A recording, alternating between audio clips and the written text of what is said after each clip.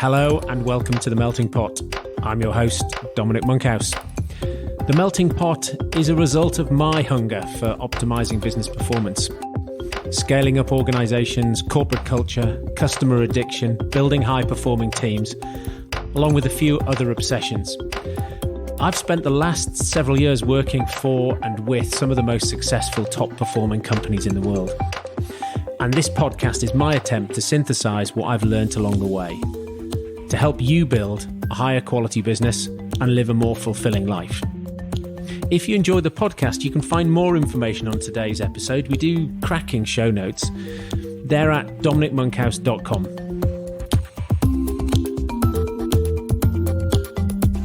Hello, today I'm talking to Graham Davies. Graham is the presentation coach. He is a reformed barrister who found himself earning more money as a public speaker than he was as a barrister. And his life there as a public speaker morphed. He watched some other people speak before him at a number of events he attended, and he realized that they were awful, and he couldn't help himself offer some advice. And that, in essence, became his job.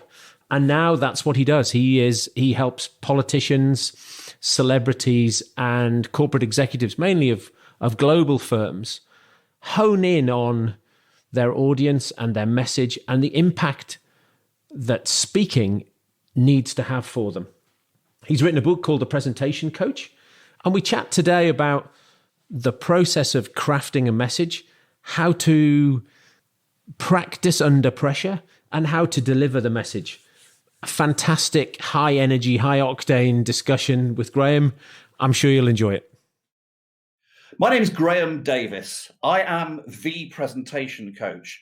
That is both my brand and what I do. I coach senior executives, senior politicians, and celebrities on what to say and how to say it when they're under extreme pressure. Should we talk about the most high-profile interview of the last week? Or not? Well, it depends whether you're a royalist or a political follower, Dominic. Whatever you think is appropriate. Not one of your clients? Certainly not. I can definitely say that. Without any lawyers present in the room, he is definitely not one of my clients, and probably won't be in the near future either. Okay. How come you do this, right? So what were you doing before this became your life's work and your brand? I used to practice as a barrister for 12 years, both at the matrimonial and the criminal bar. But before that, I was president of the Cambridge Union, and that allowed me to speak in front of many large audiences that had high-profile politicians or high-profile celebrities that were used to get bums on seats, as it were. But there would be essentially 1,000 students in that audience, and many students would be trying to speak to get votes accrued for the purposes of running to be president of the union.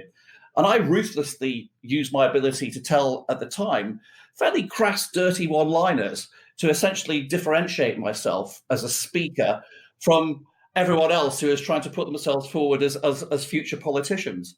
And that was what indeed got me elected as president of the union. And so I leveraged that to eventually become a barrister.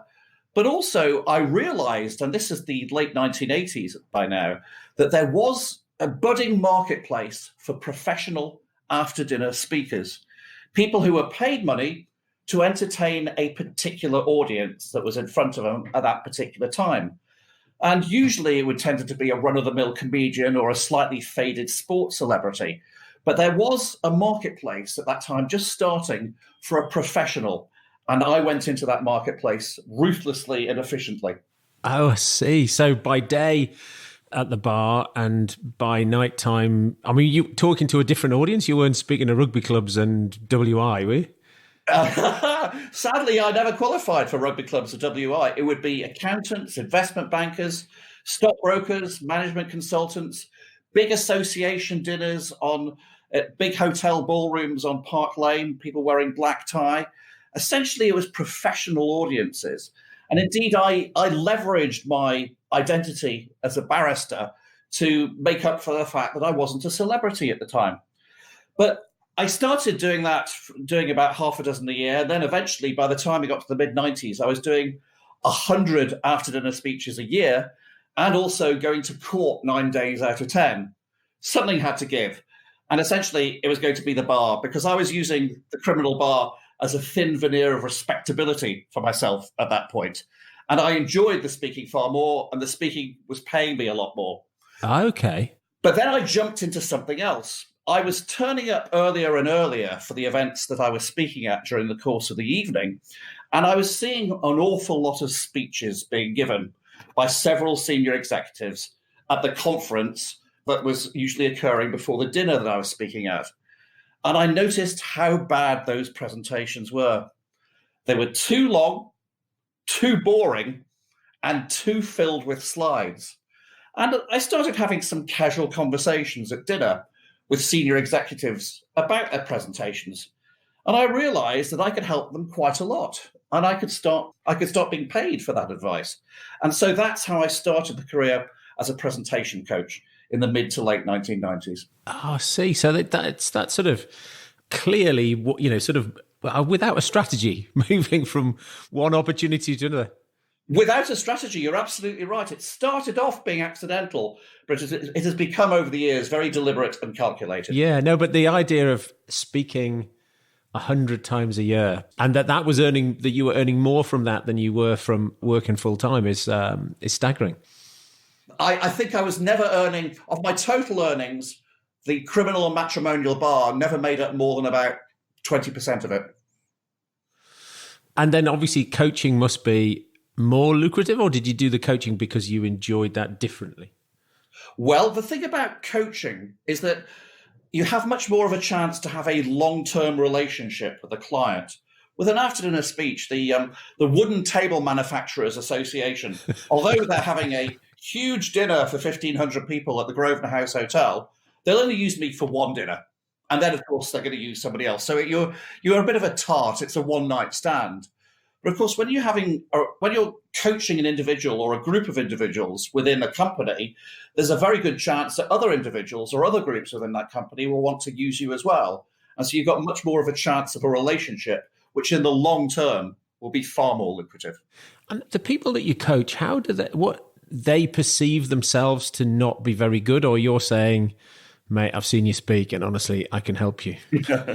Usually they've come to some form of perception about it themselves, but often it's a perception that's been quietly said to them by a colleague, usually in terms of, John, do you think that maybe you could do with some help with your presentation? Or do you think that you're getting the right results? And often just the very fact that they're being asked the question gives them the hint that they really do need some help and advice. Do you have a typical impact, or does it depend on the individual and what bit about their presentation? Or maybe you deconstruct a presentation and then start building back up. What are the bits of a presentation then maybe? It's hard for me to actually describe a typical impact, but I can give you some of the typical symptoms that I often see when a senior executive isn't presenting as well as he could. Often they are addicted to almost a narcotic substance, which I would call PowerPoint Prozac or visual Valium. Essentially, they're creating a slideshow for which they are the softly spoken voiceover. And really, instead of having an impact, it's more likely to have a narcoleptic impact on the audience they're speaking to. So first of all, I'm often trying to deal with the domination that slideware has over their lives. Secondly, they don't necessarily have a technique to actually create the words that they're going to say under pressure. They often just look at their laptop, power up the slideware, create a sequence of bullet points, and, quote, talk to the slides, unquote. My technique gives them a process whereby they can prepare their spoken material with laser beam precision in advance, rather than waiting for inspiration by staring at the audience that are staring back at them in judgmental silence. Okay. And what does that process involve? The way I look at it is that speaking just consists of two phases. Phase number one, deciding what to say. Phase number two, saying it. It really is as simple as that. But I, of course, give people a sequence of events to go through when they need to have that challenge. The first thing I ask them to do is to make sure they analyze their audience and work out what sort of people they are, their age ranges, their areas of expertise, sometimes their job title, and to work out the answers to 5 questions. Number 1, who are they? Number 2, why are they together in that room? Because they're not necessarily there primarily to listen to that particular speaker. Number 3, what do they want to hear? That is something that they don't necessarily have worked out themselves. And that's where an audience has to have a lead given to them by the presenter. Question number 4, what do they need to hear? And that, again, is something that they often haven't worked out for themselves, and the presenter has to work it out for them. And question number 5, what must you give them during your presentation that means that it is guaranteed that you get what you want from having given the presentation? And that 5th question is the crucial one. Aha, the impact that you want to have, thinking past giving the talk.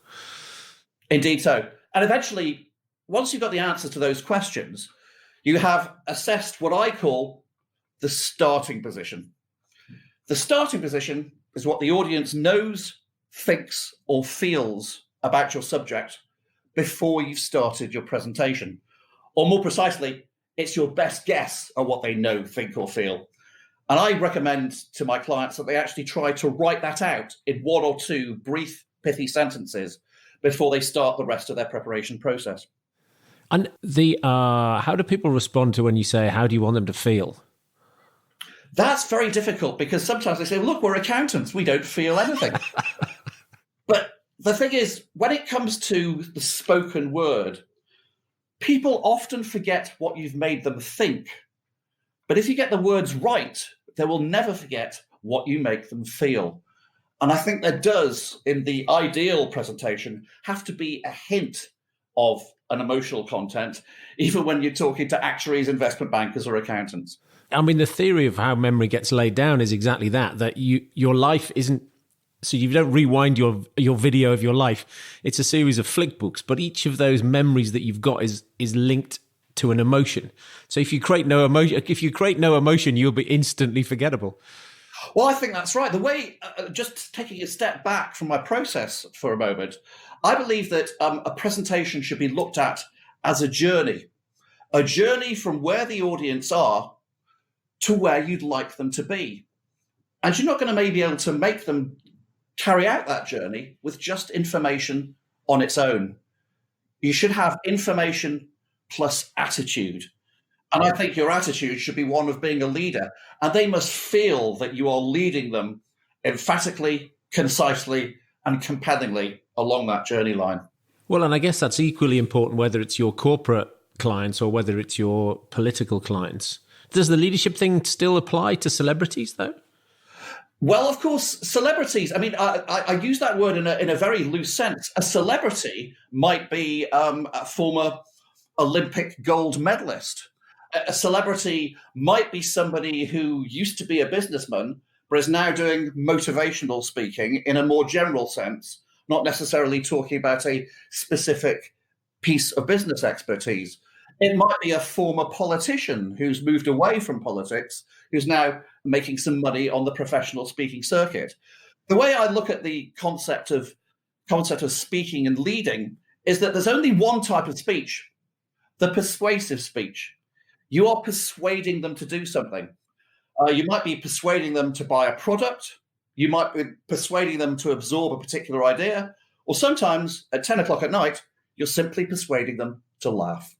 Aha. And so all of that is, yes, I see what you mean. Now all of that is leading somebody towards a destination that you have in mind for them. Yes, that's exactly right. And indeed, the destination I would always aim at, I mentioned to you a few minutes ago, the concept of trying to work out what their starting position is. The destination that you should be aiming at is what I call their finishing position. And the finishing position is what you want the audience to know, think, or feel about your subject by the time that you've finished your presentation. No slides, though? No slides at all? Just speak without visual aids, or do you allow people a small crutch? Well, the way I look at slides is that often they're used these days as audio-visual anesthesia. For maximum impact, I believe you should use minimum slides.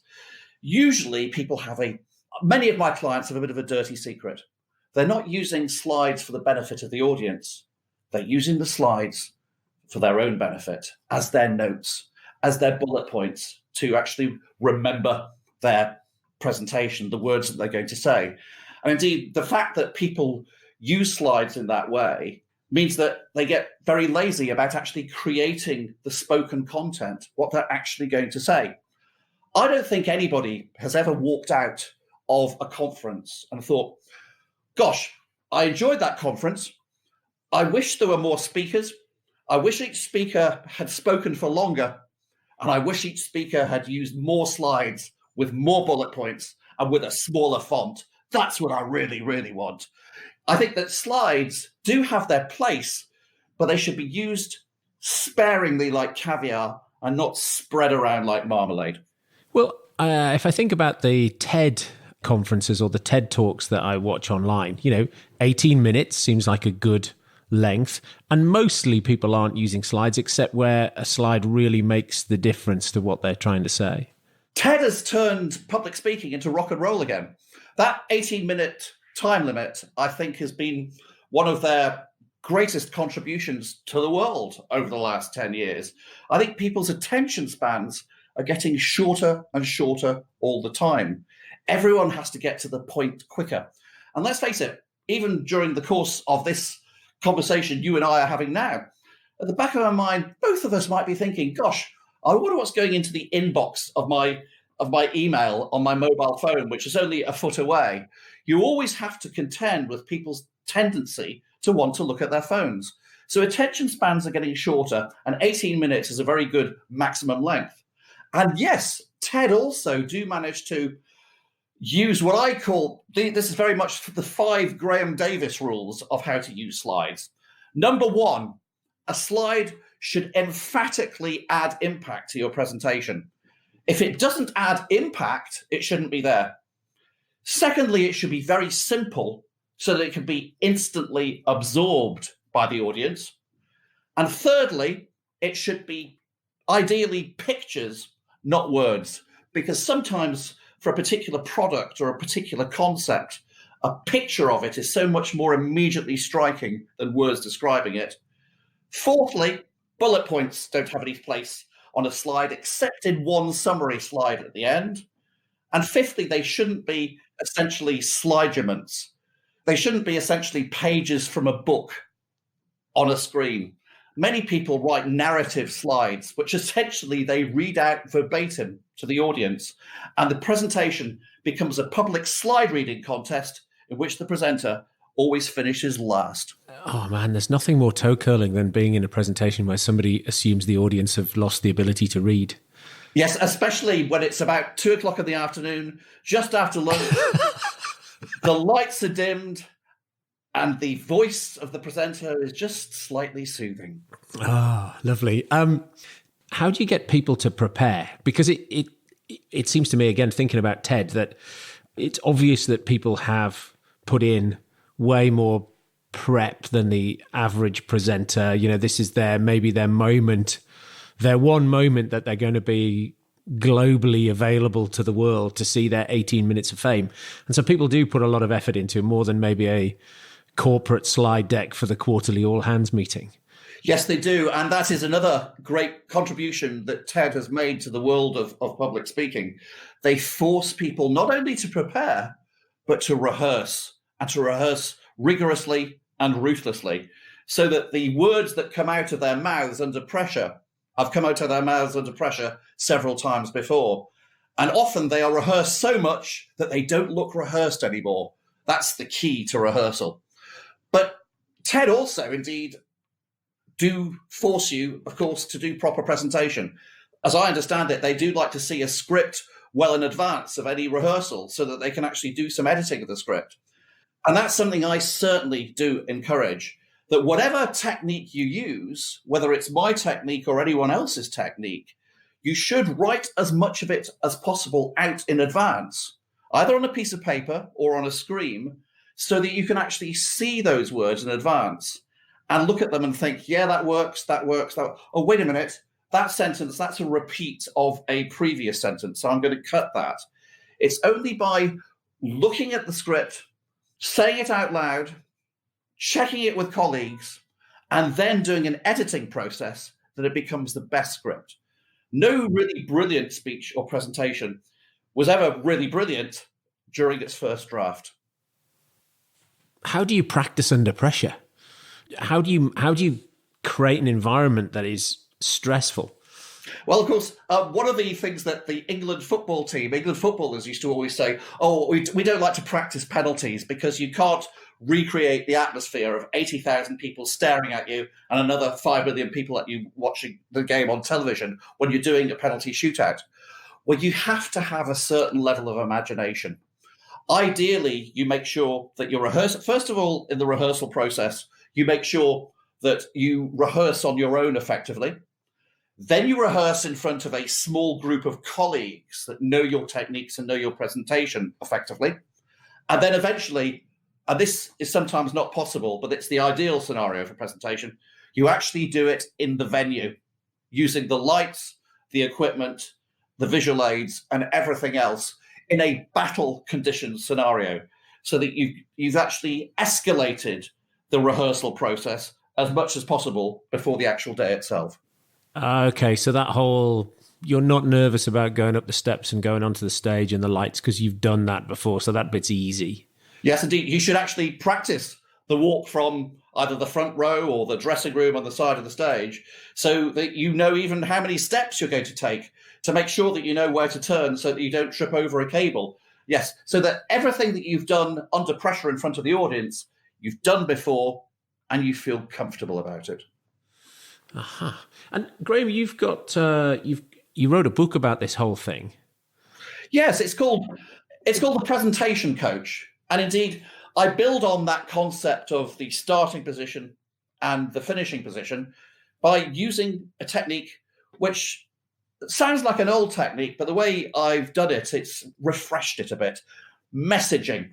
The concept of the message has probably been overused, misused, and abused by politicians, salesmen, marketing and PR people for 1,000 years. But provided it's used properly, it can still be a very effective weapon. I've mentioned to you that ideally a presentation should be something where you're leading the audience from the starting position to the finishing position. Well, they've got to have a reason to go on that journey. And that reason is what I call the micro message. A micro message is a sequence of words which quickly and compellingly captures the essence of your company, your product, or your idea. It's what you would say if you only had 10 seconds in which to do the entire presentation. You should think of the micro message as the essential crown jewel that's somewhere in the heart of your presentation that is so valuable that when the audience hears it, they'll want to snatch it out of your hand, fondle it, put it in their pocket, and then take it out of the room and show it to someone else or to many other people that weren't even there during your presentation. That is how valuable the micro message should be. And it's what makes my technique stand out from everybody else's. Do you get people to use that at the beginning, sort of tell them what you're going to tell them, then tell them, or do you save the crown jewels for the middle of the...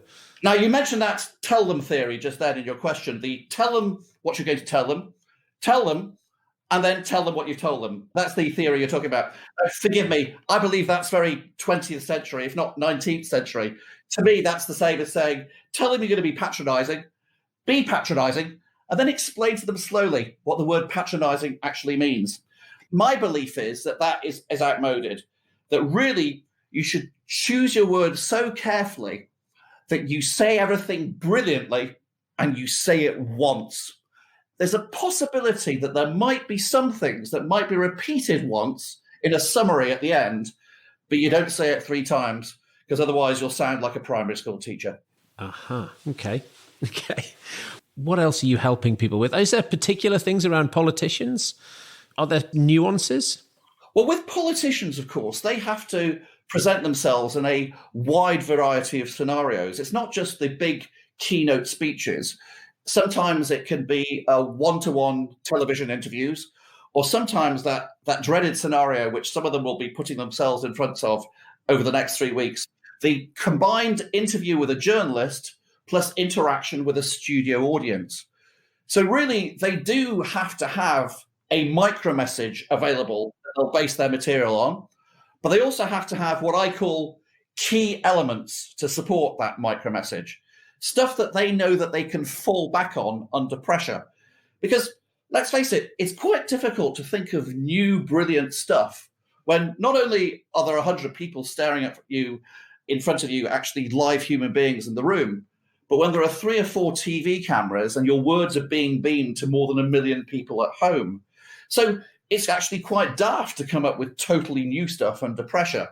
The knack is to make sure that they have what I call the key elements become shiny golden nuggets that they can access on a sort of notional screen above their eyes, that they can actually fall back on under pressure so that they're not reinventing the wheel every time they open their mouths. And you see that when you listen to them interviewed on the radio, where you see it on the radio, do you know what I mean? You hear it on the radio where somebody gets asked a question and they say, that's a great question. And then they answer another question that they already had prepared to answer. That phrase you use there, that's a great question. That's the classic giveaway phrase that you must never say in a media interview, because it gives the game away that you've already thought up the answer and you're about to give a pre-prepared answer. Again, this is a process you've got to practice and get into the rhythm of so often that these answers don't sound pre-rehearsed. I also coach politicians to do something which may seem incredibly heretical when you think of the way that politicians have historically answered questions over the years. What, you mean you coach them not to lie? No. Lying isn't something that I deal with specifically, or at least that's what I'm going to say on this podcast. No, I'm actually going to suggest something even more heretical, that they answer the question head on. Ah, okay. We've all seen the politician, what I call the devil's donut, where essentially Theresa May was a particularly bad practitioner of this, where she'd hear a question, she'd sidestep, go round and round and round and round in a circle, and you'd end up back in the same place as you were when she started answering the question, leaving nothing in the middle, hence the concept of the donut. I actually prefer my clients to answer the question head on, even if it's an awkward answer, even if it's an answer that they know will cause some discomfort to their supporters or to people sitting at home, because it's such a refreshing change. And sometimes, just occasionally, it's also acceptable in a corporate context, switching back to the corporate scenario, that actually it's a good thing to sometimes be able to say, I actually don't specifically know the answer to that question, but I will be able to tell you if you could allow me have some time to research it, and I will specifically get back to you. Yes, some humility, some humanity. Humility and humanity. Those are 2 very difficult things to coach politicians, and probably needs a better presentation coach than me. Okay. Graham, knowing what you know now, is there a point in time you'd take some knowledge back to? For the last 10 years, my book, The Presentation Coach, has been such a huge asset to my business. It's a combination of a business card, a brochure, and a distillation of all my best concepts. And I wrote it in the cusp between 2009 and 2010 over a period of about 4 to 5 months. And it's something that I was reluctant to do because I actually find writing the written word to be read, I find it a very painful process, Dominic. For me, it's about as enjoyable as crapping a melon. And so I've been putting off writing the book for many years. And many people had said to me, Graham, if you're supposedly the expert on presentation, and clearly you think you are, why don't you have a book? So my advice that I would give to myself of about the Graham Davies of 2005 would be, for heaven's sake, write the book now. Don't wait another 5 or 6 years. Why is it painful for you to create written word? It's interesting. Somehow I like the way that the written word comes alive in the mouth of a speaker. as opposed to the way that it stays a little bit dead and flat on the page. And so when I do write in what I believe is a very intensely conversational style, as if I'm actually talking intensely to the reader at a dinner party. And for me, that's quite difficult to sustain over a long period of time. Okay, I see. And what, along the way, you maybe picked up and read a couple of other business books. Are there any you think other people should pick up and read? Well, one of them is a book that I'm reading at the moment called Talk Triggers by Jay Baer, and that's spelled Baer. And what he talks about is something that's very similar to my concept of micromessaging, but I would say it's a parallel concept. A talk trigger, as he describes it, is something that epitomizes the USP of a particular product in a way that makes other people talk about that product. So, for instance, would you believe there's a theme park in the middle of Indiana, I believe it is, called Christmas World, where even in July and August, you can go and play on various rides and swim in various different types of swimming pools, and it has a Christmas theme. But of course, it's usually about 110 degrees outside in Indiana in the middle of August. But their talk trigger is that they give away soft drinks and sunblock for free. And when you're taking 2 or 3 kids to something that lasts 7 or 8 hours, that is a huge trigger for conversation. And Jay Baer talks about how that talk trigger concept is useful for marketing all sorts of different companies. Aha, okay. What else you got? Also, I've realized over the years that there are lots of things that I'm quite good at, and I like to think that my knowledge of presenting and how to present is good. But there are lots of things I'm bad at, like, for instance, creating invoices, drawing up contracts, doing all the logistics of running a business. I'm delighted to say that I have an excellent commercial director who now sorts these things out for me. But also I've learned not to beat myself up over my inadequacies, mainly because I read a book called Strengths Finder by Tom Rath. And essentially what that tells you is don't focus on your weaknesses as an entrepreneur. Focus on your strengths and make them even better and get other people to sort out your weaknesses for you. Do you know what your top 5 are off the top of your head?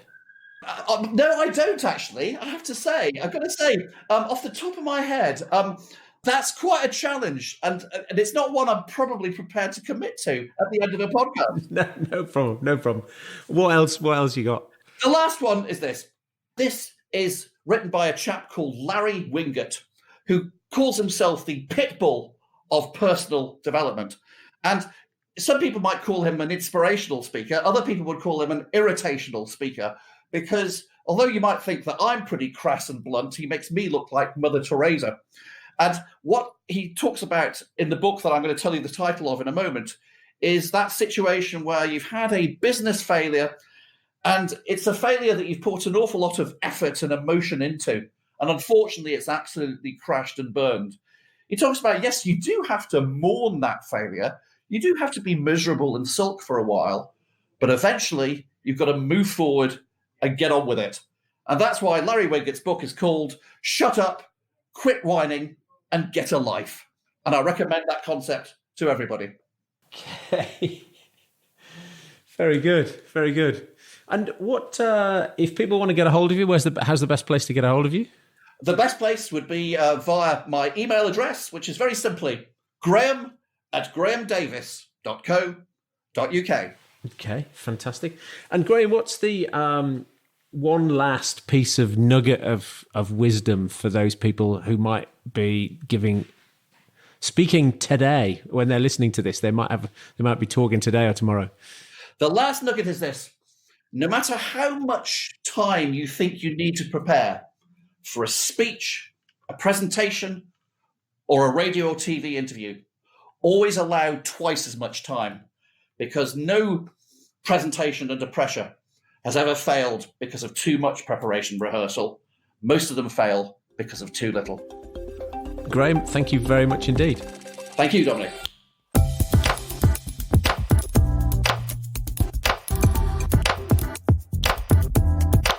Thank you for listening. I hope you enjoyed that as much as I did. As a token of your appreciation, it'd be fantastic if you could go wherever you're listening and leave me a review. Those reviews really help other people find this podcast. For all information relating to this episode, you can go to dominicmonkhouse.com/podcast, and there you'll find some fantastic show notes, additional reading and links relating to this episode. You can also find my blog and the past editions of my subjectively not crap newsletter. The simplest thing to do on the website is to sign up, and I'll update you each week on the most interesting articles that I've read on all things relating to scaling up high-performing teams, net promoter score, company culture, etc. For social, you can find me on Twitter at Dom Monkhouse and LinkedIn at Dominic Monkhouse, although LinkedIn is probably the best way to reach me. Share your questions and comments, and perhaps even recommend a guest for a future edition of the Melting Pot podcast. Thanks for listening.